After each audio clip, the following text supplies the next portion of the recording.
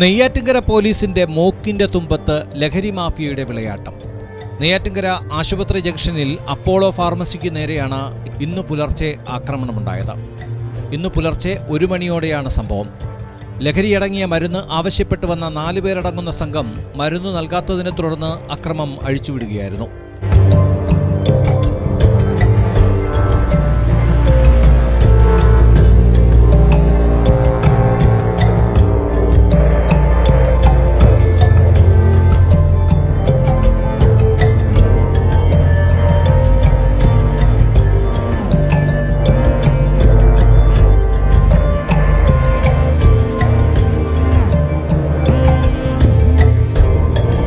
Glass door പൂട്ടിയിരുന്നതിനാൽ ഷോപ്പിനുള്ളിൽ കയറാൻ അക്രമികൾക്ക് സാധിച്ചില്ല. തുടർന്ന് ജീവനക്കാരന്റെ ബൈക്ക് വാളും മാരകായുധങ്ങൾ ഉപയോഗിച്ച് അടിച്ചു തകർക്കുകയായിരുന്നു. കട്ടി കൂടിയ ഗ്ലാസ് ഡോറിൽ കല്ലും ഹോളോ ബ്രിക്സ് കട്ടയും ഉപയോഗിച്ച് പൊട്ടിക്കാൻ ശ്രമിച്ചെങ്കിലും ശ്രമം പരാജയപ്പെട്ടു.